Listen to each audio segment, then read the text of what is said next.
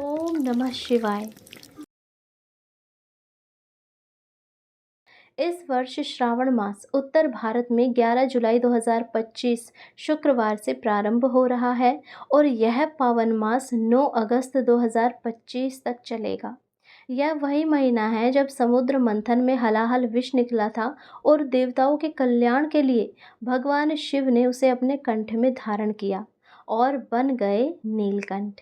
इसी कारण श्रावण मास में शिव भक्ति का विशेष महत्व है और हम आपके लिए ला रहे हैं श्रावण मास महात्म्य की कथाएं जो रोज़ सुबह डाली जाएंगी। तो इसीलिए यदि आपने अभी तक इस चैनल को सब्सक्राइब नहीं किया है तो जल्दी से कर लीजिए और बेल आइकन दबा लीजिए ताकि जब हम कथा डालें तो उसका नोटिफिकेशन आपको समय पर मिले और आप समस्त कथाएं देख पाएँ। क्योंकि भगवान शिव की पूजा के साथ साथ कथाएं कहानियों का अपना अलग महत्व होता है और ये सुनना भी उतना ही फलदायक होता है जितना कि पूजा करना। आइए जानते हैं कि उस दिन सुबह ब्रह्म मुहूर्त का समय क्या रहेगा। जो भक्त श्रावण मास की पावन शुरुआत के दिन विशेष पूजा, अभिषेक या व्रत करना चाहते हैं, उनके लिए यह जानना आवश्यक है कि उस दिन ब्रह्म मुहूर्त का समय सुबह 4:10 से 4:30 तक रहेगा और उस दिन सूर्योदय लगभग 5:30 उदय होगा। ब्रह्म मुहूर्त में किया गया शिव ध्यान और जल अभिषेक जीवन के सारे दोषों को हर लेता है और चित्त को निर्मल करता है। आइए जानते हैं कि श्रावण मास में सोमवार कितने और कब कब पड़ रहे हैं। श्रावण मास में कुल 4 सोमवार पड़ रहे हैं। पहला पड़ेगा 14 जुलाई 2025 को, दूसरा पड़ेगा 21 जुलाई 2025 को और तीसरा पड़ेगा 28 जुलाई 2025 और चौथा पड़ेगा 4 अगस्त 2025। इन दिनों व्रत रखकर शिवलिंग पर जल, बेलपत्र, दूध, शहद और धतूरा चढ़ाया जाता है और कहा जाता है कि जो भक्त सच्चे भाव से सावन के सोमवारों का व्रत करता है उनकी हर मनोकामना पूर्ण होती है। सावन के महीने में हर मंगलवार को मंगला गौरी गौरी व्रत भी किया जाता है जो कि माता पार्वती को समर्पित होता है और ऐसा माना जाता है कि यदि विवाहित स्त्रियां इस व्रत को करती है तो माता गौरी की विशेष कृपा प्राप्त होती है और उन्हें अखंड सौभाग्य का वरदान मिलता है।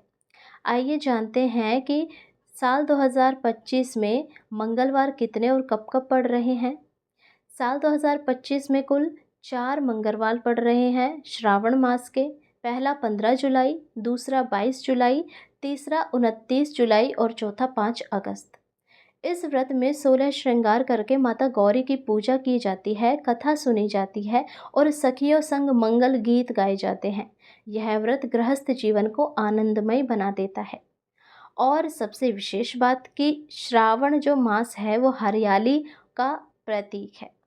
सावन मास में हरी चूड़ियाँ पहनने की परंपरा नारी शक्ति के श्रृंगार से जुड़ी है।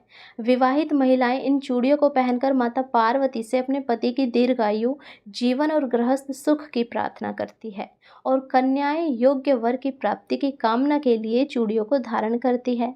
जैसे धरती सावन में हरी भरी हो जाती है, वैसे ही नारी भी हरियाली के प्रतीक बनकर प्रकृति और देवी ऊर्जा का रूप धारण करती है।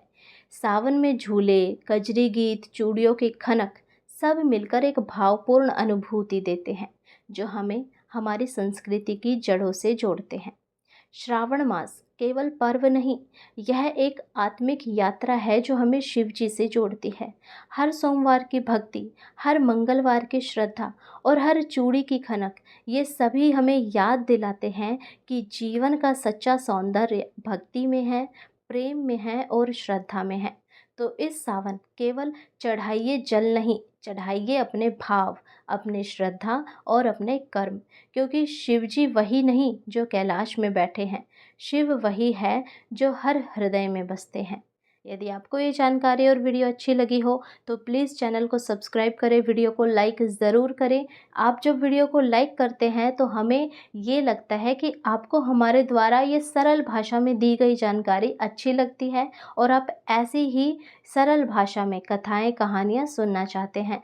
तो हम आपके लिए ऐसी ही कथाएं कहानियाँ जानकारी लेकर आते रहेंगे।